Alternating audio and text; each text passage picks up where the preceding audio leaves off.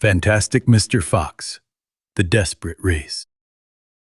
Now there began a desperate race, the machines against the foxes. In the beginning, the hill looked like this.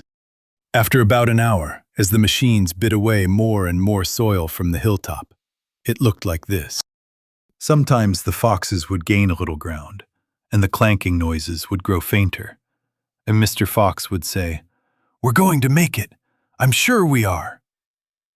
But then a few moments later, the machines would come back at them, and the crunch of the mighty shovels would get louder and louder. Once the foxes actually saw the sharp metal edge of one of the shovels as it scraped up the earth just behind them. "Keep going, my darlings," panted Mr. Fox. "Don't give up." "Keep going," the fat Boggis shouted to Bunce and Bean. "We'll get him any moment now." "Have you caught sight of him yet?" Bean called back. "Not yet," shouted Boggis. "But I think you're close." "I'll pick him up with my bucket," shouted Bunce. "I'll chop him to pieces." But by lunchtime, the machines were still at it. And so were the poor foxes. The hill now looked like this. The farmers didn't stop for lunch. They were too keen to finish the job. "Hey there, Mr. Fox!"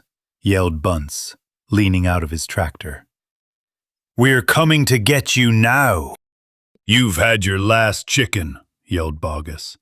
"You'll never come prowling around my farm again." A sort of madness had taken hold of the three men.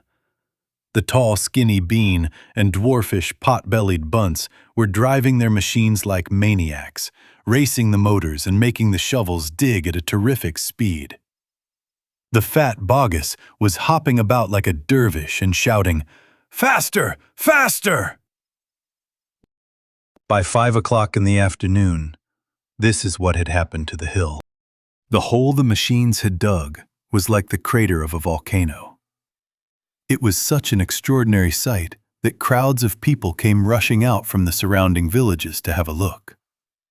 They stood on the edge of the crater and stared down at Boggis and Bunce and Bean. "Hey there, Boggis. What's going on?" "We're after a fox." "You must be mad." The people jeered and laughed. But this only made the three farmers more furious, and more obstinate, and more determined than ever not to give up until they had caught the fox.